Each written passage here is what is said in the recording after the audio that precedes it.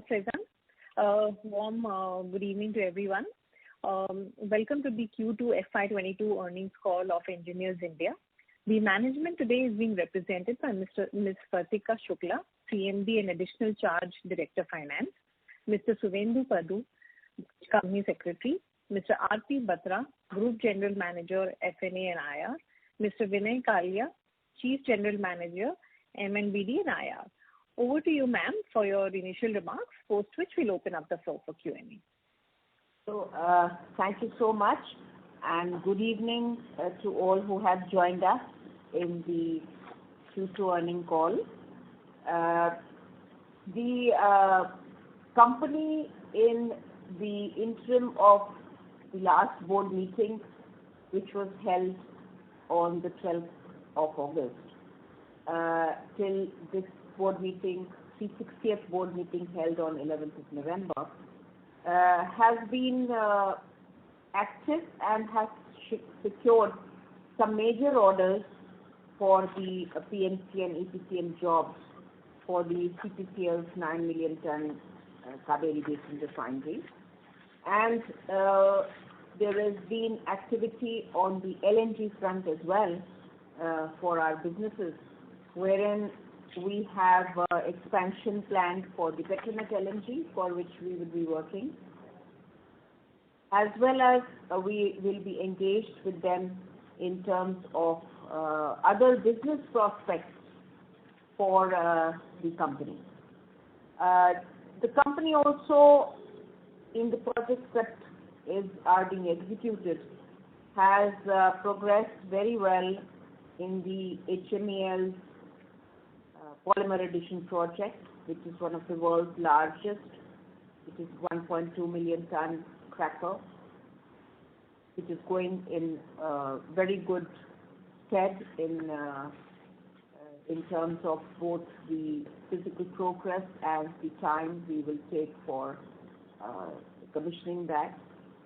There were some of our own technologies which also underwent performance guarantee test run in engine oil, and also some excellent site activities with minimal lost time accident for some of our sites. Of course, there were many other activities in terms of the compliance with respect to the quality management systems. EIL also entered into a collaboration agreement with Evergreen Technologies Private Limited for the marketing, supply, development of proprietary items and some innovative products. We also conducted, as our association with the manufacturing industry is from several decades and very robust, we also had several vendor meetings and also conducted focused e-vendor meet for MSME suppliers, for SCSP suppliers, as well as women entrepreneurs. This is a brief of our major activities, and I will leave it now to our CGM and GGM who will take this forward, who represent this well, Mr. Vinay Kalia and Mr. Batra. Yeah, good evening to all of you. Just to debrief again the results of Q2. As on Q2, our consultancy turnover was 351 crores, and turnkey turnover was 296 crores, totaling to 647 crores, with an other income of around 28 crores. As of H1, if you add Q1 and Q2 numbers, consultancy turnover was 717 crores, with turnkey of 665 crores, totaling to 1382 crores, with other income of 50 crores. And total income was 1433 crores. Consultancy segment profit as of H1 was 199, and turnkey was 19 crores, totaling to 218 crores.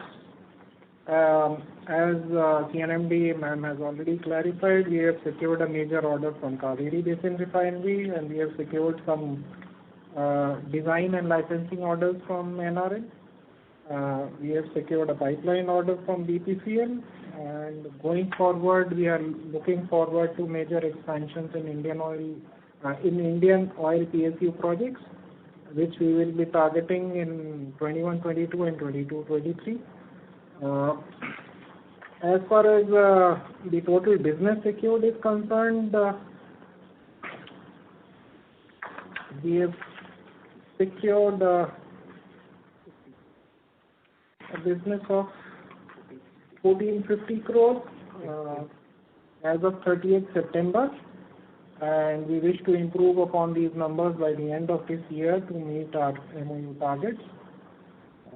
We would now like to invite your Q&As so that we can take it up.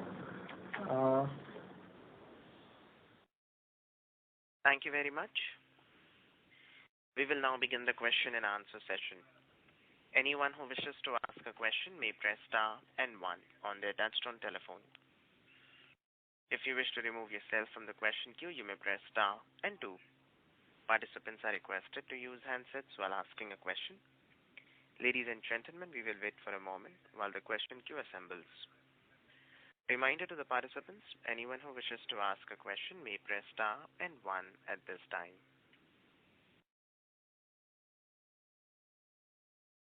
The first question is from the line of Anuj Sharma from M3 Investments. Please go ahead. Yeah, thank you for this opportunity. Ma'am, my first question is, we have announced a revenue target of 5,000 crores by 2025. Can you just broadly help us understand what are the broad opportunities and which segments, we are targeting to achieve this kind of turnover? So, when we are looking for our growing our year-on-year turnover, this is the target, and it is done at roughly something like 10%, more than 10%, about 13% per annum year-on-year growth. The sectors that we are targeting is definitely the investment opportunities in the oil and gas sector, which is our core strength. And therein we are looking at the expansion of refinery capacity to 440 million tons in the future, as well as looking at the expansion of the gas grid and the penetration of gas in the primary energy mix from 6.5% today to about 15%.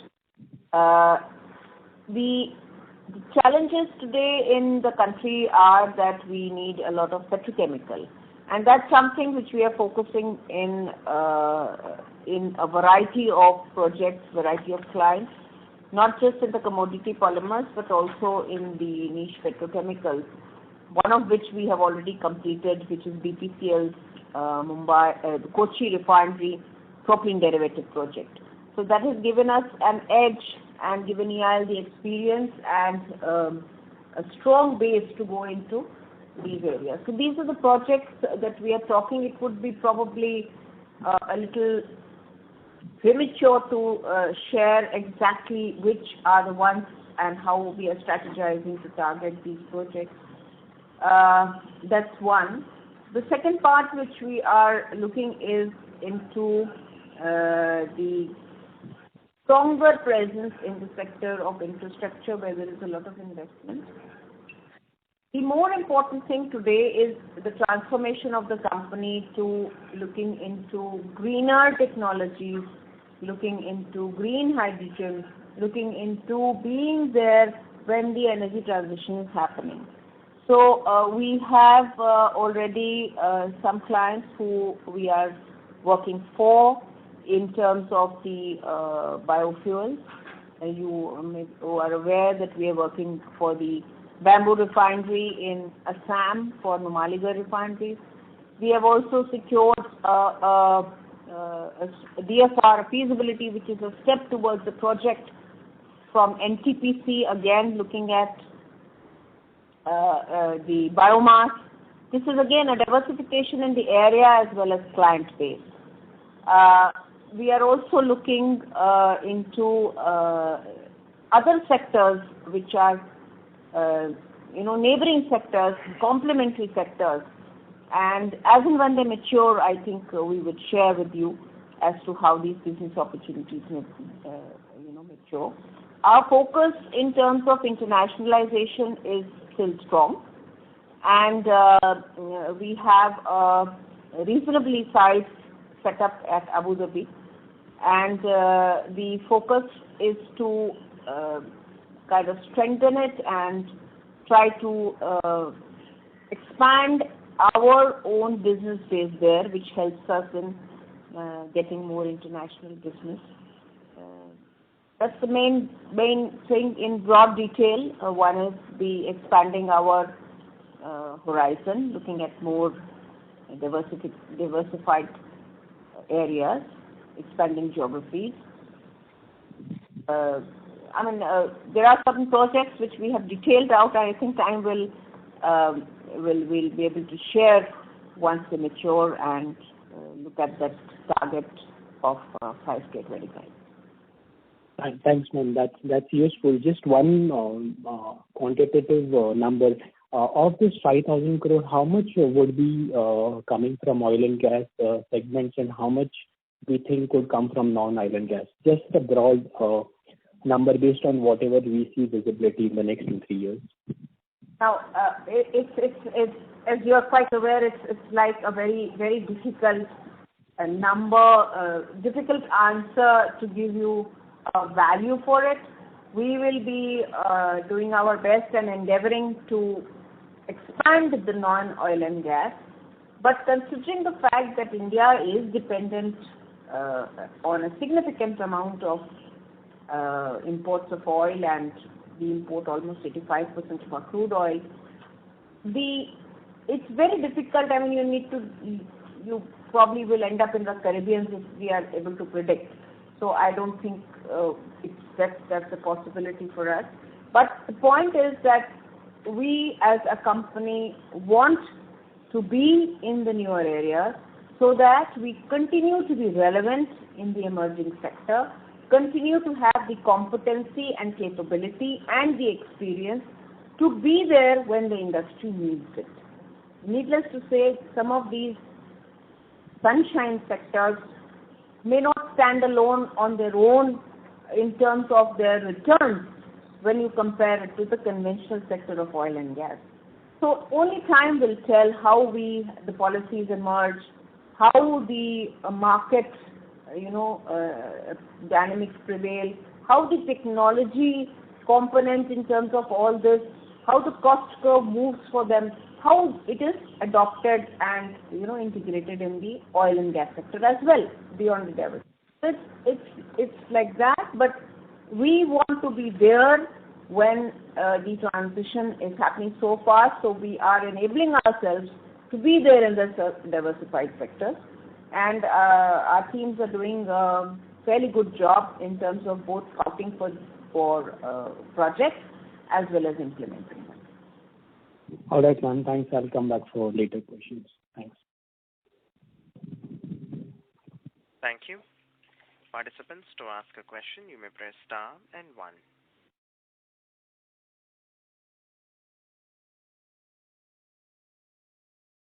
Reminder to the participants, anyone who wishes to ask a question may press star and 1. The next question is a follow-up question from the line of Anuj Sharma from M3 Investments. Please go ahead. Yeah, thanks again. Ma'am, we have in the AGM talked about a lot of changes in the way we are bidding and the mix change. Can you just elaborate, and what is the win ratio we've been able to achieve, or what is the target win ratio? Could you repeat your question? We could not get your question clearly. Yeah, in the AGM we have said that we are introducing a number of changes in the bidding document to improve our win ratio, right, to become more competitive. So can you just enumerate on some of them, and could you also highlight how we expect the win ratio or the bid win ratio to evolve in the next 3-5 years? If I understand correctly, you mentioned that in the AGM I communicated this, right? That's right. Okay, let me get the transcript and look at the context. All right. Till then, maybe I could ask another one. We have set up a portal called Lakshya Bharat for information dissemination. Does this portal have a revenue model? The roles of EIL are twofold. One is, of course, to deliver sustainable, profitable growth. This is one objective as a corporate. But we are under the aegis of the ministry, and we are hence also the pillars of building the manufacturing base of the nation. In that context, as you may be aware, one of our vendor enlistment cells, which is there, has created a base of vendors in the oil and gas industry for all type of equipment, any and every type, whether they are fabricated or they are supplied. So it is but natural that we extend this to a broader platform, which is nationwide, which is the Lakshya Bharat. Now, when you're talking of business, how does it come back to us?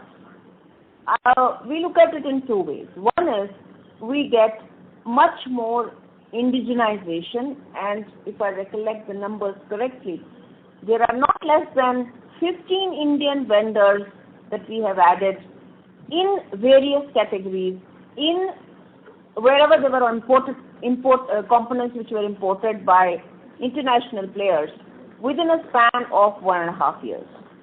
So that is the kind of value addition which has been done by the Lakshya Bharat or our vendor cell, which is now transforming to Lakshya Bharat. Now, Lakshya Bharat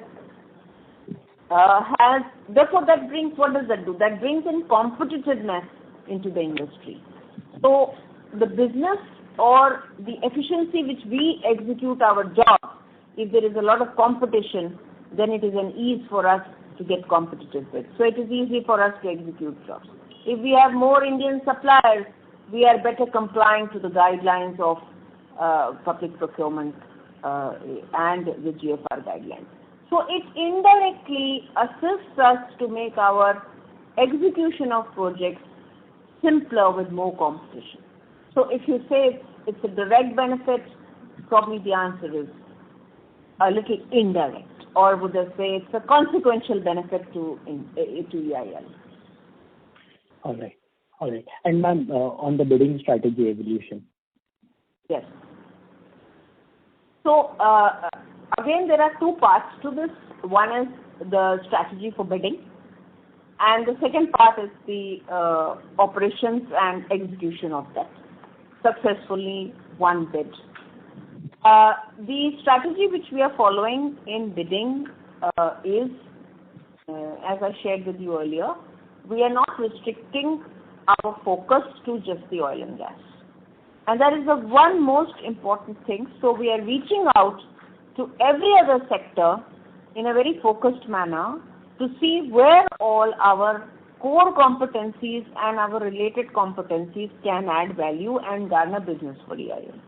So that is one very focused attention or kind of widening our strategy to those areas as well. That's one part. The second part, in terms of the management of projects, we are in terms of execution. It's again a process which involves a lot of stakeholders. And it is a very difficult one size fit all, because every location is different. The complexity of projects is different. The contractors who work in one site do not perform in another site. So there are a lot of issues in the execution. Nevertheless, there has been already dialogue with a lot of clients how to ease out the terms, particularly for the contractors, in terms of enhancing cash flow. You would be aware that the CBG has been reduced. significantly to enhance cash flows, because that becomes a major issue in execution, in cash in hand. So we are always, whenever we do review meetings, whenever we discuss with clients, we try to ease out these a priori, these issues, so that the execution part becomes a little easy, and that is again being done in a more focused and a more consolidated manner. All right, ma'am. And one last quick question, the Numaligarh refinery extension, which is from 3 to 9 MMTPA, would entail a capex of around 28,000 crores. Now, we being equity shareholders with 4.37% stake, would we be also, how will the capital allocation work in the incremental capex?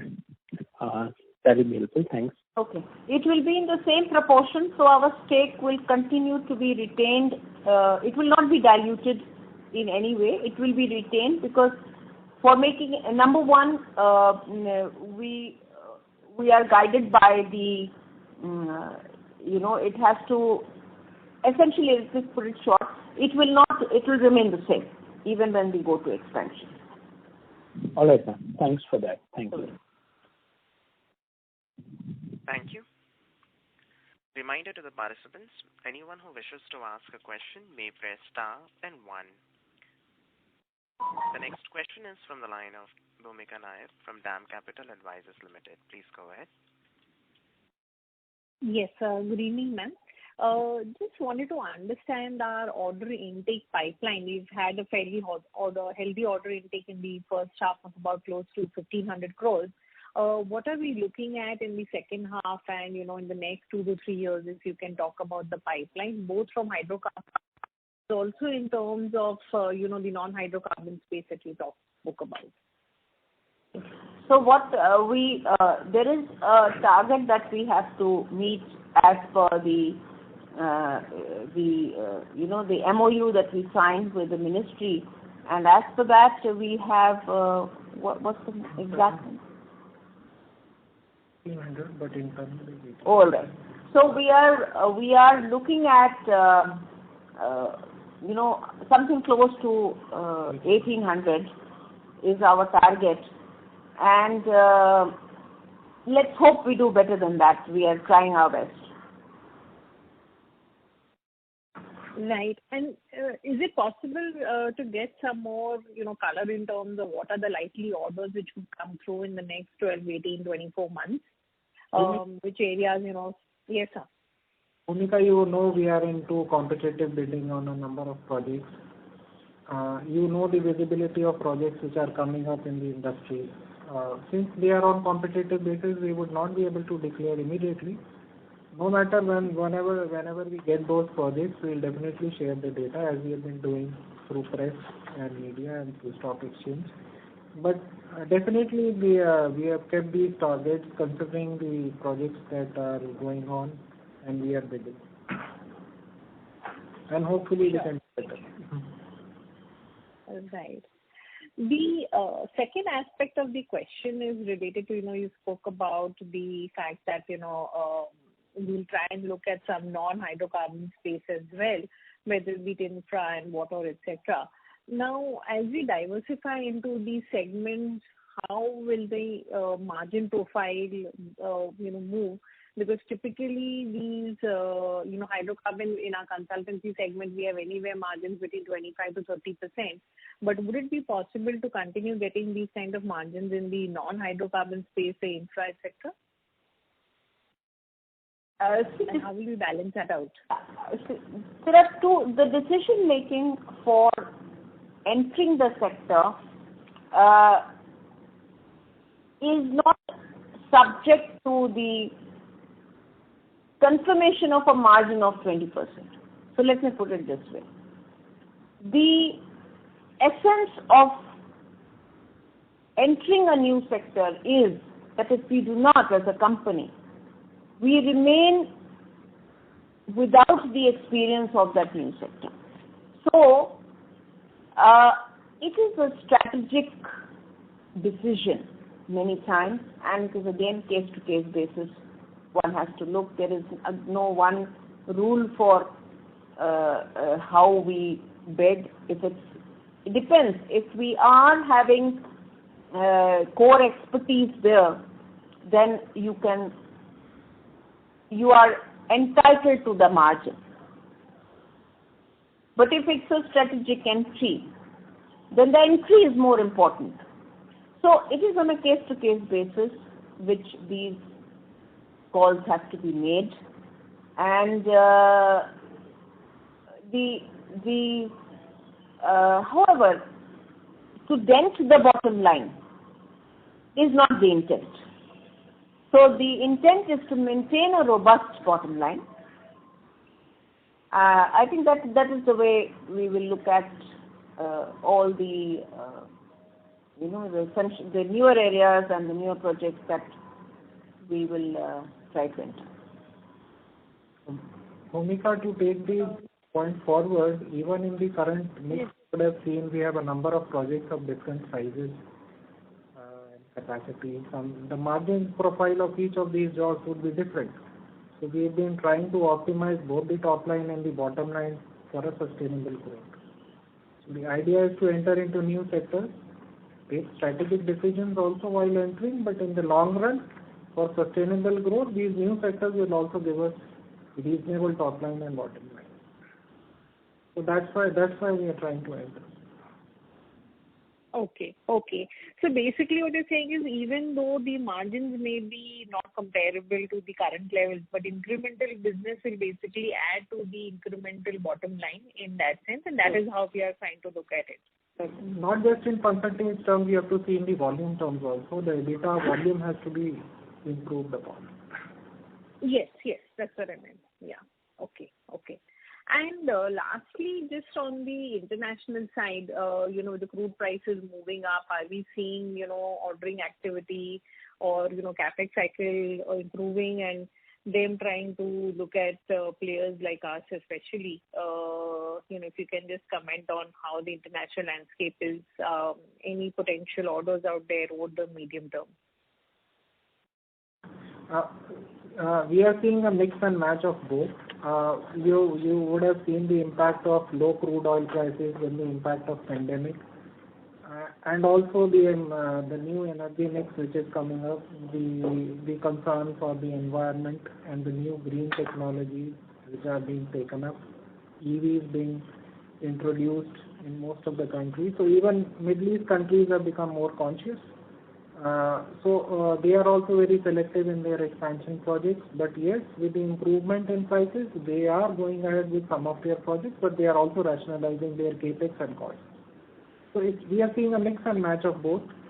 On the Indian context, yes, we have from our Honorable Ministry and the government an initiative and focus to expand overseas also.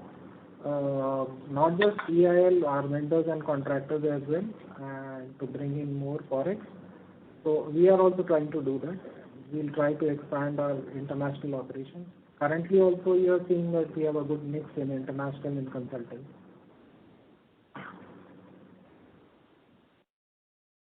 Okay, great, sir. I'll come back in the question queue. Thank you so much. Thank you. The next question is from the line of Samarth Singh from TPF Capital. Please go ahead. Good afternoon. Thank you for the opportunity. Could you please give us an update on RFCL and what capacity we are running at today? Thank you. Yeah. So the RFCL unit is, since it's a fertilizer unit handling a lot of solids in terms of bagging and dispatch, it has now stabilized and it is currently operating at around 70% of its capacity. Thanks. And is there any plans of spinning off this business or sort of monetizing part of our investment? Monetizing? Selling RFCL? Take. Oh, no. So, see, you are aware that it is governed by the urea policy, and so our investment there, close to 494 crores? 491 crores, is already fetching a post-tax return of 12%. The RFCL? RFCL, yes. Yeah. So we are already having an assured return in terms of the investment we have made. Since it is one of the projects which are under the Prime Minister's fertilizer revival. It is very crucial to the country in terms of minimizing urea imports and having both self-reliance as well as a sustainable supply. So since on pure financial terms, since it is going to get us a good return, which is again policy driven, since it is extended to our unit also, we don't see any reason why we would need to sell the investment, hive of our investment to any other party. Okay, thank you very much. Thank you. Participants, to ask a question, you may press star and 1.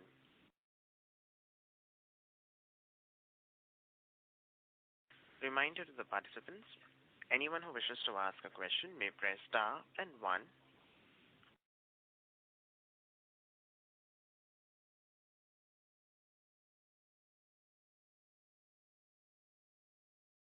Reminder to the participants, anyone who wishes to ask a question may press star and 1.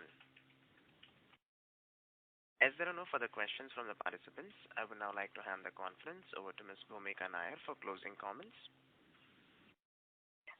Yes, ma'am. Just one thing before we end the call, just one question on my side. We have obviously a fairly, despite the investments in NRL and Ramagundam subsidies, is there any plans to invest further any of these cash or any thoughts behind this strong cash balance that we have? See, as a company, we are open to good projects with assured returns in sectors which are related to us, or something very significant which we would value in a future. So we are open to continue this,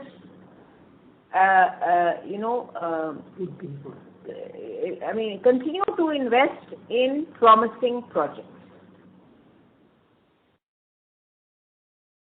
Sure, ma'am. Thank you, everyone. Thank you, ma'am, to the entire management team and ma'am for your time and for the call.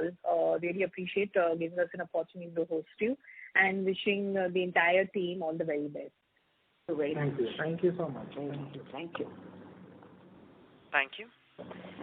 Ladies and gentlemen, on behalf